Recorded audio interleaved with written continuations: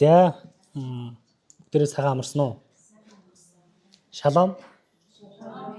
За хажуудах хүмүүндээ шалом гэж мэдлэх үү? За шалом. Шалом юу гэсэн үг вэ? Эзний амар тайван байна уу гэсэн үг шүү дээ, тий? Эзний амар тайван та нарын дээр байна уу гэсэн үг. За өнөөдрийн гол ишлэл маань Үлс номны 9:31. За хамтдаа гаргая. Үлс 9:31.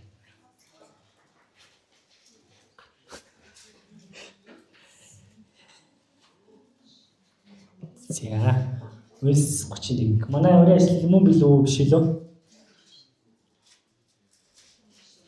Арай өөр тий. За гаргасан бол амин. За хамтдаа уншъя. Ийхүү бүх Юда, Галил, Самар даяар амар тайван байж чуулган босгон байгуулагдаж эзнээс эмээхүү хийгээд ариун сүнсний дэмээр амьдран олширч өссөөр байгаа гэсэн. Амен. За бидний өрөө ишлэл юу вэ? Үлс 1:8. Харин ариун сүнс та нар дээр ирэхэд та нар хүчийг олж тэдэнд Ерүслэм, бүх Юда, Самар тэр байтугай дэлхийн хязгаар хүртэл миний гэрч болно гэдэг өрөө ишлэл. За өнөөдрийн ишлэл болохоор ийхүү бүх Юда, Галил, Самар даяар амар тайван байж чуулган босгон байгуулагдаж эзнээс эмээхүү хийгээд ариун сүнсний дэмээр олширч өссөөр байгаа гэсэн байна. Анхны чуулган яг харах юм бол 31-р ишлэлийг харах юм бол яг Лук, Юда, Галил ба Самар даяарх чуулганы тухай энэ дээр өгүүлж байгаа. Тэгээд нэг талаас өөр газруудад тухайн орон нутгийн олон чуулган байдаг боловч нөгөө талаасаа эдгээр орон нутгийн чуулганууд бүх дэлхийн нэг чуулган гэдэг утга санааг илэрхийлж байгаа. Энэ ч гэсэн бидний нэг чуулган байна.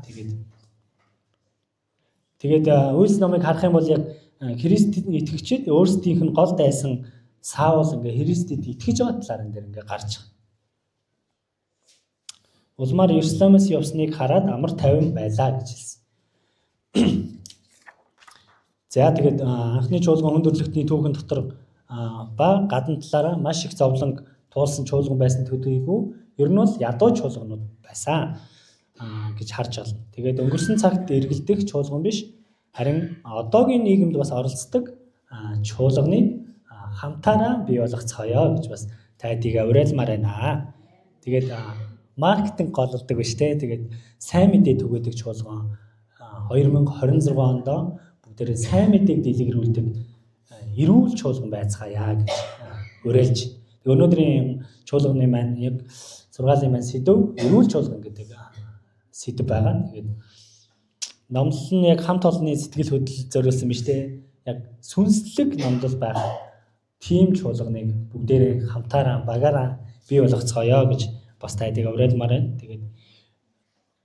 Тэгээд итгэхгүй итгэгчээс итгэвчтэй итгэгчийг тасгалжуулдаг чуулган болохын тулд 26 онд зорилго тавин илүү алхацгаая хамтаараа тий. Эсийн бүлгээрээ дамжуулаад илүү их тасгалжуулж илүү их эрүүл чуулганыг бий болгохын тулд хамтдаа хичээцгээе. Тэгээд хаалттай чуулган биш нээлттэй чуулган байхын тулд бүгдээ хамтдаа хичээцгээе тий. Үүд хаалга маань үргэлж нээлттэй олон хүмүүс орж гардаг тий. Чуулганаар маань орж гарсан хүн болгон өрөөгддөг. Тийм чуулганыг хамтаараа бий болгоцгоё. Тэгээ өндөө өнөөгийн ингээ харах юм бол өнөөгийн олон чуулганууд ч юм уу олон чуулганууд ер нь хит ингээ ёс уламжлалд автах ч юм уу ийм зүйлүүд ингээ зарим үед гарч ирж байгаа. Тэгээд чуулган их байдаг ч гэсэн сайн мэдээний дотор хөдөлдөг анхны чуулган шиг чуулган бүгдээрээ болцгоё гэж уриалж тэгээд нийгмийн жинхэнэ гэрэл болсон тийм чуулганыг бүгдээр хамтдаа бий болгож алхацгаая. Тэгээд би өнөөдөр авралын онгоцыг бүгдээр хамтдаа нисгцгээе гэж бас тайдыг уриалмаар байна. За өнөөдөр бидний чуулганыг чуулганаа бүгдээрээ иргэн нэг харцгаая. Манай чуулган ямар байна вэ? Тэ 26 он ямар байх вэ? Би энэ асуултыг та нараас үнэн мөнөөр нь онцлоод чуулганаа баяр хөөр ариун сүнсээр дүүрэн эрүүл хөдөлж урагшилдаг чуулган болохын тулд бүх талаараа хамтдаа зүтгэе гэж өнөөдөр уриалмаар байна. Өнөөдөр би яг 3 зүйлийн талаар яриа. Эхнийх нь амар тайван чуулга. Түрүү яг мэдсэнчлэн шалом гэсэн шүү дээ, тий? Шалом бол яг амар тайван байна уу гэсэн утгатай. Тэгээ чуулганд маш олон төрлийн сорилт, уруу татлага, хавчлагууд бий болж байгаа.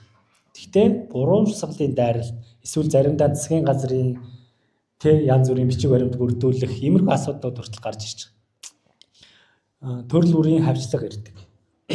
Гэхдээ энэ дотроос чуулганы хамгийн том сорилт бол эдгээр зүйлээс гадна чуулган яг дотроос маргалдан хуваагдах нь илүү аюултай сорилт гэсэн үг.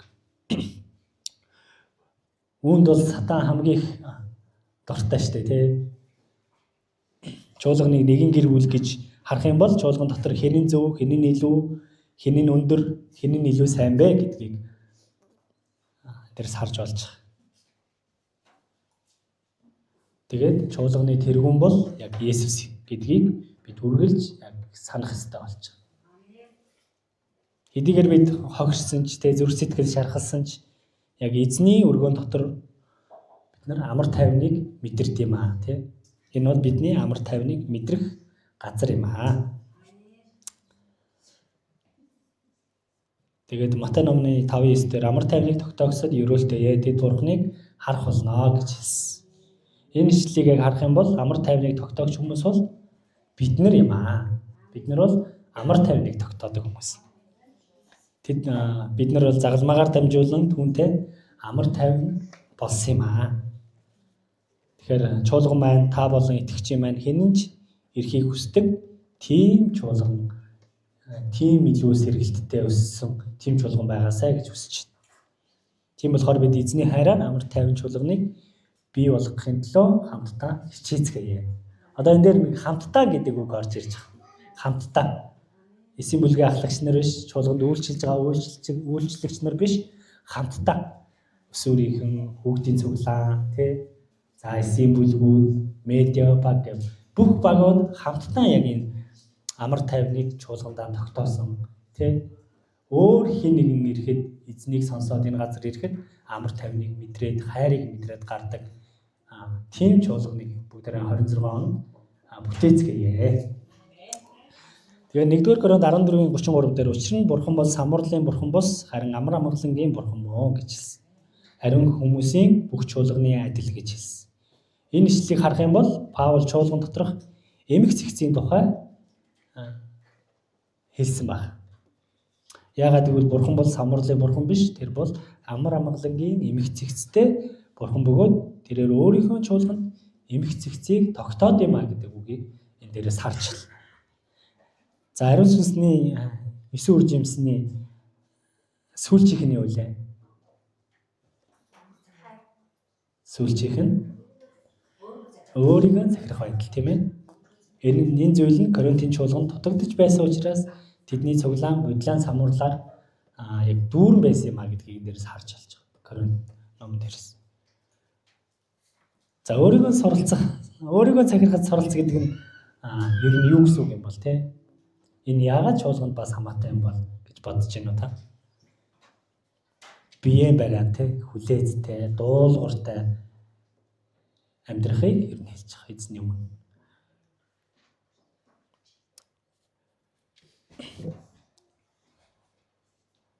Тэгээд бидний өдөр тутмын амьдралд яг нухацтай хандаж шийдвэр гаргах тийм асуултууд, шийдвэрүүд зөндөө гарч ирдэг. Тэр үед ч гэсэн бид нэр яг өөрийгөө захирах тэр зүйл гарч ирж байгаа. Яг ямар шийдвэр гаргаснаас шалтгаалж тэр асуудал нь цаашдаа яах вэ гэдэг асуулт хүртэл гарч ирж байгаа.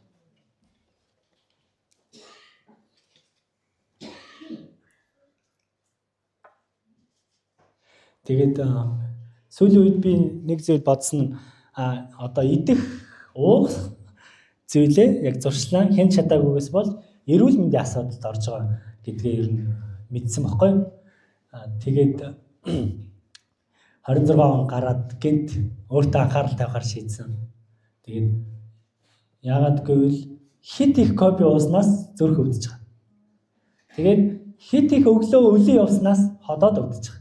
Энэ болохоор яг эрүүл эрүүл мэндийн асуудлууд ингээ үүсчих эхэлж байгаа байхгүй. Яг үүнтэй адилхан.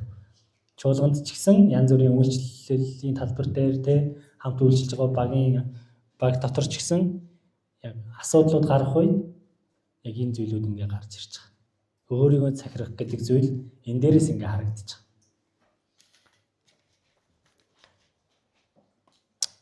Тэгээд зарим үед яхаа мэдэхгүй шийдвэрлэх боломжгүй мэт санагдах нөхцөлд орсон үед асар их зарим үед яг өөрийгөө ингээд захирч чадаагүйгаас болоод өөртөө ч юм уу те гомдож эхэлдэг. Харин энийг нэг шийдвэрлэх нэг арга байна. Ариун сүнс байгаа штэ те. Яг Бурхан бидний дотор оршиж туслахын тулд ариун сүнсээ өгсөн юм аа гэдэг зүйлийг өнөөдөр ишлээс харж байна. Бидний бие махбод эрүүл мэндийг ч гэсэн эзэн ариун сүнсээр дамжуулан эдгэж, хамгаалж, хүчрхжүүлд юм аа гэдэг үгийг энэ дээрээс харж байна. Энэ ч гэсэн бид нар эрүүл чуулганыг бий болгоход бид нар бие махбодоо ч гэсэн хайрлаж тордох хэрэгтэй болж байгаа. Бид нэр өвдөх юм бол тэ үйлчлж чадахгүй, чуулгандаа зарим үед ирж чадахгүй, тэ эзэнтэй уулзах тэ тэр ивэл ерөөлийг ч гэсэн зарим үед ингээд авч чадахгүй болж ирж байгаа. Тэгэхээр бид нэр яг эрүүл чуулганыг бий болгохын тулд бид нар бие махбодоос эхлэх хэрэгтэй байна гэдгийг энэ дээрээс харж байна. Тэгэх юм бол бид нар амар тайван тийм чуулганыг бий болгож чаднаа. За хоёрт нь Бурханаас эмээдэг чуулган. За та Бурханаас бүгдээр эмээдэн шүү дээ, тий.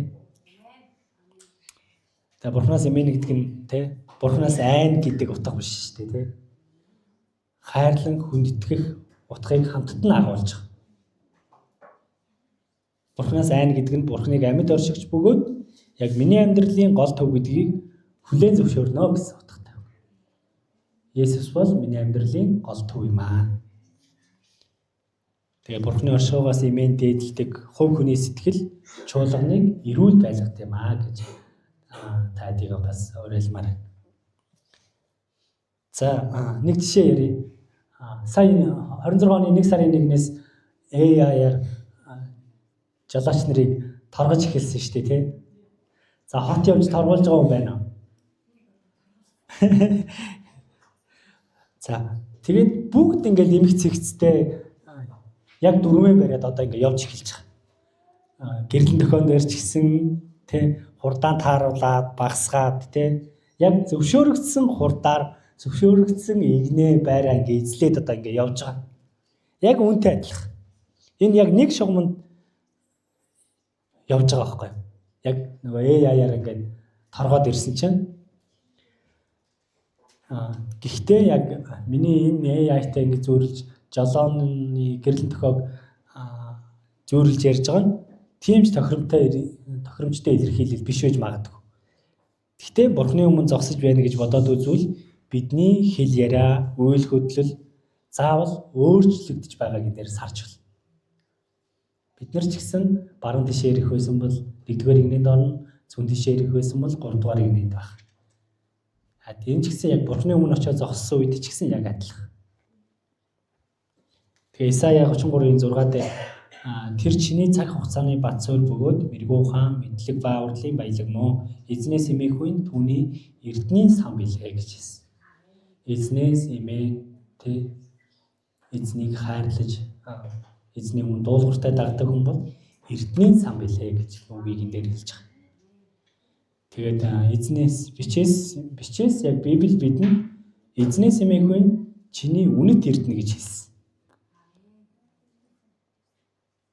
Эрүүл чуулган ч гэсэн яг үн шиг эзнээс эмээснээр дэлхийн хамгийн үнэт эрдэнсийг аваа амьдардаг хүмүүсээр дүүрсэн газар болох болно.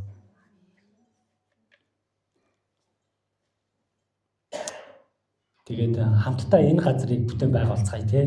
26 онд ч гэсэн ирэх онуудад ч гэсэн за энэ газрыг бүтээн байгуулах, ийм газрыг бүтээн байгуулахын тулд бид нар бас илгээлтэнд явах хэрэгтэй болж байгаа.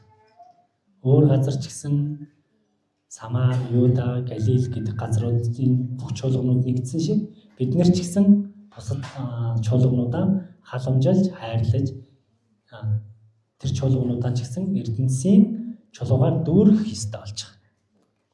За эрдэнэсийн дүүргэхийн тулд хамгийн түрүү таашаа явах уу?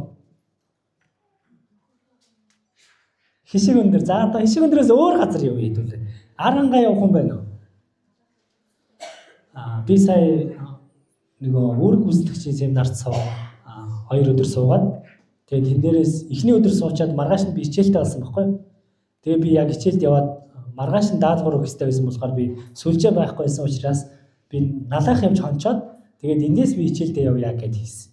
Тэгээд өглөө буцаад өглөө яг ингээд би найрамдлын тэндээс гараад сургууль руу явж исэн чи эзэн надад ингээд арай өөр зүйл хэлсэн. Чи буцаа сургуультандаа очих хэрэгтэй гэдэг үг хэлсэн. Тэгээ би өмнө хичээл дараа даалгавраа хийгээд сургууль дээр суух ёстой байсан ч гэсэн би шууд хичээлд харангуут шууд буцаа тэр сургууль руу явсан. Тэгээд очиод надад эзэн яг Матай номны 28 дугаар бүлгийн 19 дугаар ишлэлийг сануулсан байхгүй юу. Тэгээд яв гэдэг үгийг баптизм хүртээ гэдэг үгийг надад өгсөн.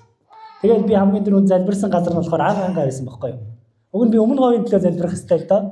Гэхдээ би илүү зүрх сэтгэлдээ ангааны төлөө залбирч эхэлсэн байхгүй юу.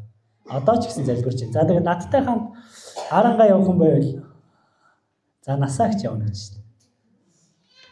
За ямар ч гэсэн ганцаараа биш л юм байна те. Тэгээ эзэн бас байгаа учраас гуруулаа явах юм байна. Тэр газрыг ч гэсэн бид нэр яг тууштай залбираад эрдэнийн чулуугаар дүүрэх ёстой болчих.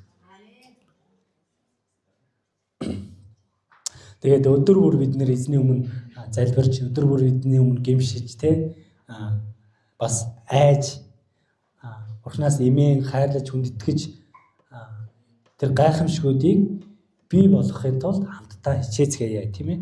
Харин биднийг харсан дэлхийн хүмүүс ч гэсэн Бурханыг таньж мэдж тэг эмээн таньж мэдэн хүндэтгэж энэ газар бидний нэг эд ис эрдэнсийн чулуу болоосаа гэж хүсэж байна. За та нарт ойрд яг ингээд сайн мэдээ ярмаар тэ хажуудаа чуулгандаа эрдэнсийн чулуу авчрах тийм хүмүүс зөндөө байгаа хэ та нар яаж байна? Бидний хажууд үргэлж тийм хүмүүс байж идэг. Тэгэхээр 26 он бид нар энэ хүмүүст хүрэх жил юм аа. Бидний уран ажиллалч гэсэн яг энэтэй адилхан. Ариун сүнсээр дүүрж ариун сүнсээр дамжуулан бусдыг чуулгандаа авчрах, өргөх. Тэгэхээр 26 он бол бидний хувьд маш гайхалтай жил байх байхаа гэж итгэж найдаж байна. Одоо манай чуулган өсөж үржиж байгаа шүү дээ. Та нар харж байна уу? Манай өсвөрийнхэн байна, тэ хүүхдийн цуглаан байна. Тэгээд манай эгчнэр дүүнэр төржээ тэ энэ ерөөл ахгүй юу? Бурханаас яг бидэнд өгөгдөж байгаа бэлэг. Тэгэхээр манай чуулган нэг л ингээ харах юм бол хүн цөөхөн байна гэд харж байна уу? Яагаад манайхан сүндээ ирэхгүй байна гэж харж байна уу? Үгүй манай чуулган эрүүл байгаа. Манай чуулган бол эрүүл чуулган. Манай чуулган өсөж байгаа. Одоо энд сууж байгаа манай өсвөрийн хүүхдүүд тэгээд тэр игрийн сайхан те хойно байгаа. За төгсөө гэ те уран төгс. Эднэр бол Бурханаас өгөгдсөн чуулганд өгсөн манай ерөөл юм аа. Манай чуулган өсөж байгаа шүү. Өсөөл байна. Үйлс 2:43 дээр хүн бүр айдас байлаа. Учир нь элч нараар Ерүсалим олон гайхамшиг тэмдэг үйлдэгдэж байваа гэж хэлсэн. Гайхамшигуд үйлдэгцээр л байгаа. Бидний нүдэнд заримдаа харагдахгүй байж болно, тий, мэдрэгдэхгүй байж магадгүй. Гэхдээ манай чуулган энэ зүйлүүд бий болсоор л байгаа.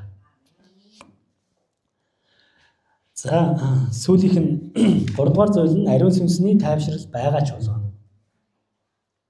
Та амар тайвшрлыг мэдэрч байна уу? Та өнөөдөр ямар ч орчноос, ямар ч нөхцөл байдлаас, ямар ч газраас ирсэн байж болно. Энэ газар бол бидний тайвшрлын амар тайвны газар юм аа. Бид нар ариун сүнсээр дамжуулан, чуулганаараа дамжуулан зүрх сэтгэлээ, тий. Хүний зүрх сэтгэл дотор юу ч болж иж магадгүй бид нар мэдэхгүй, тий. Юу тоолж явж байгааг энэ ч гэсэн мэдэхгүй. Гэхдээ эзэн мэдж байгаа. Эзэн бидний зүрх сэтгэлээр дамжуулан, бидний чуулганаар дамжуулан тэр хүмүүсийн төлөө залбирах, тэр хүмүүсийн төлөө үйлчлэх, тэр үйлчлэгч нарыг ч хүртэл эзэн бэлдэж өгсөн юм аа. Та эсийн бүлэгтээ хамрагдж гэнэ үү гэж асуумаар байна. бид нэр эрүүл чуулган бий болгохын тулд чуулганаа хүчрхэг болгохын тулд ариун сүнсээр дүүрэн хүн бүр бэлэг авьяасаараа дамжуулан чуулгандаа үйлчилж харь хэлийг авч энэ бүгдийг эзэн өгд юм аа. Бид нар бол энэ жил ариун сүнсээр дүүрсэн хүн болгон харь хэлээр залбирдаг бол хичнээн гайхалтай байна. Сүнсээр дүүрсэн гал халуун тийм байгаасаа гэж хүсэж байна. Хүн болгон үйлчлээсэй гэж хүсэж байна. Одоо 26 он гарснаас хойш 20 хэдэн үйлчлэгч нар байгаа. Тэрнээс гадна чуулганаараа үйлчлээсэй гэж хүсэж байна. Бүгдээрээ хамтдаа тэгээ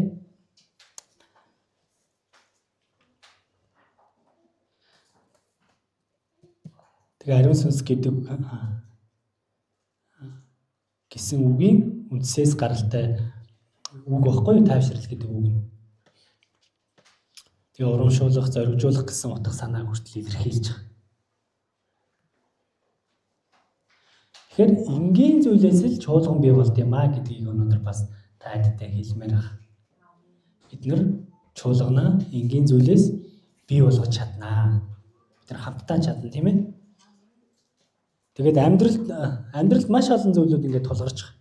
Эцэг их, найз нөхөд хоорондоо ч гэсэн ярьж чадахгүй зүйлүүд зөндөө байдаг. Тийм үстэй. Бид нэр ээжтэй, аавдаа, найзуудтай ярмаар байсан ч гэсэн чадахгүй зүйлүүд зөндөө байдаг. Харин эрүүл чуулганд ариун сүнс хүмүүсийн нууцуудыг мэддэм аа. Эзэн мэдж байгаа шүү дээ. Бид нэр хэн нэгнээс нуугаад ярихгүй байсан ч гэсэн эзэн мэдж байгаа. Тэгээд тухайн асуудлын талаар тайвшруулж, зоригжуулдаг нь ариун сүнс юм аа. Эзэн өөрөө. Биднэрт асуудал байсан ч гэсэн тэр зүйлийг тайвшруулдаг нь эзэн өөрөө. Тийм болохоор заавал хэн нэгэн хүмүүсийн тайвшруулалт авахгүй байсан ч итгэгчид эрүүл зөв итгэлийн амьдралаар амьдарч, нийгэмдэрч эрүүл амьдарч чаддсан аа. Бид нар бол нийгэмдэрч хаанч эрүүл амьдарч байгаа хүмүүс юм аа. Тэгээд яагаад ингэж амьдарч байгааг гэвэл ариун сүнс байгаа учраас бид нэр эрүүл амьдарч байгаа. Итгэлээс ахаад амьдарч байгаа.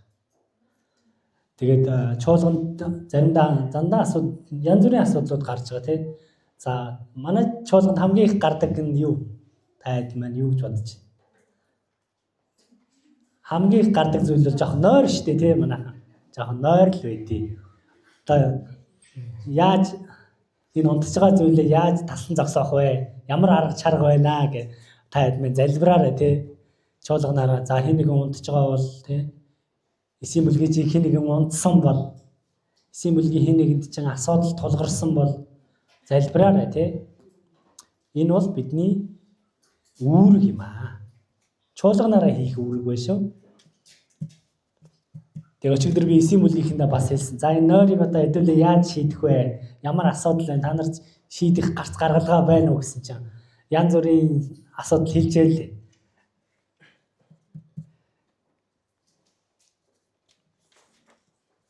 Тэгээд манайхан маш зөв гаргалгаанууд ингээ гаргаж ирсэн байхгүй. Ер нь нойр бол сэтгэл зүйтэй холбоотой юм аа гэдэг үгийг гаргаж ирсэн. Хүн маргааш өглөө за сайхан унтандаа гэд унтвал яг л унтж байгаа. За би маргааш өглөө яг л 6 цагт босноо л гэсэн бол яг 6 цагтаа л босч байгаа. Тэгэхээр энэ яг нэг хүний тарих сэтгэл зүйтэй холбогдож байгаа. Энэ гаргалгааг гаргасан байхгүй манай хэд. Тэгээд яг гаргасан хүмүүс нь өнөөдөр бүгдээрээ ирсэн байна. Амен. Тэгэхээр бүгдээрээ бас иймэрхүү асуудлуудыг чуулганд болж байгаа, бий болж байгаа асуудлуудаа бүгдээрээ ингээд шийдэд явах нэ хамтдаа. Тийм ээ? За ахлагч пасторууд шийдэх охоо биш те. Чуулганаараа бүгдээрээ хамтдаа шийдээд үйлчлээд явцгаая. Тэгэх юм бол бид нэр илүү хүчирхэг эрүүл чуулган болж чаднаа. Тэгээ чуулганы итгэгчдийг бүгдийг нь бурхантай өөрсдөө уулзуулах мөн ариун сүнстэй өөрсдөө шууд нөхөрлөх замыг нь нээж өгд юм аа. Тэгээд хэн нэгэн хүнээр дамжуулан бурхантай уулздаг биш, хувь хүн өөрөө шууд эзэнтэй уулздаг, нөхөрлөдөг тийм байгаасай гэж хүсэж байна. Тэгээд чуулган бол яг бурхны бүтээсэн байгууллага учраас бурхны хүсэл биелэгддэг газар байх хэрэгтэй болж байгаа. Бид нар энэ дээрээ те хэдэн цагт ч ирээд залбирах, эзэнтэй уулзах тийм боломжтой. Одоо ч гэсэн яг бие даасан те дуртай цагтаа ирээд хүндэтгэл өргөдөг, дуртай цагтаа ирээд нөхөрлөл хийдэг чуулгангүй хүн газар ч гэсэн чуулганууд ч гэсэн зөндөө байна. Харин манай чуулган бол хамгийн ерөөлтэй чуулган юм аа тий. Уулзах газар манайд бол уулзах газар зөндөө биш тий. За энэ чуулгандаа ирээд уулзч болж байна. Кофе шоптаа уулзч болж байна. Рот руу очиад уулзч болж байна тий. Тэгээд маш олон зүйл ингээд зэрэг явах боломжтой болж байгаа байхгүй юу? Тэгэхээр та админ тий уулзах газар байхгүй яана гэх тий хэрэггүй зөндөө байна. Wow school байна тий. Ингээд зөндөө олон газрууд байна шүү. Тэгэхээр эзэнтэй уулзах газрууд бидэнд зөндөө гарч ирж байгаа нь эзний бас ерөөл юм аа.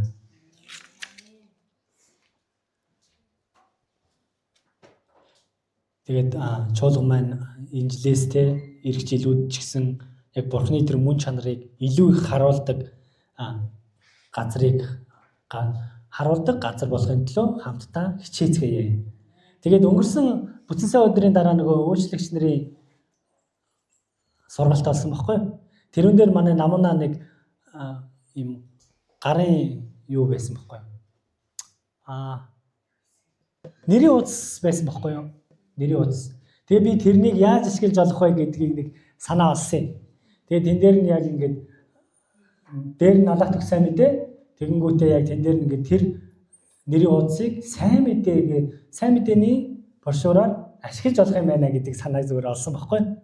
Тэгээ тэрнийг бас хийгээд тэгэнгүүтээ ингээд та залбирахыг хүсэж байвал энэ хүнтэй холбогдорой гэдэг ингээд тарааж батай адилхан бид нэр сайн мэдээг ч гэсэн тэгвэл тэгээд ингээд хүмүүст яг нэрийн утас шиг өгөөд тэгээд тэр хүн тэрнийг хараад ард нь сайн мэдээний дөрвөн зарчим урд талд нь утасны дугаар манай чуулганы хаяг байгаад автобусанд явж байхдаа ч гэсэн тэр нэрийн утасыг өгч хүмүүст ингээд өгөөд сайн мэдээ ярьж болох юм байна гэдэг санааг бодсон.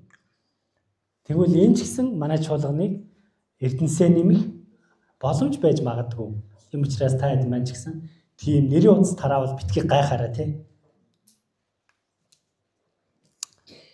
Тэгээ бурхны хайраар яг амар тайван бурхныг хайрлан хүндэтгэж ариун сүнсний тайвшрал болдог чуулган болцгоё тий. Илүү хүчрэхэг эрүүл чуулганыг хамтдаа бүтээцгээе гэж та хэдийг уриалж хүүхдийн цуглаанаар дамжуулан өсвөрийн цуглаанаар дамжуулан чуулганыхаа бүхий л итгэгч нараар дамжуулан эрүүл чуулганыг бий болгоцгоё хамтдаа. За тэгээд тэгвэл дүгнэлт байна.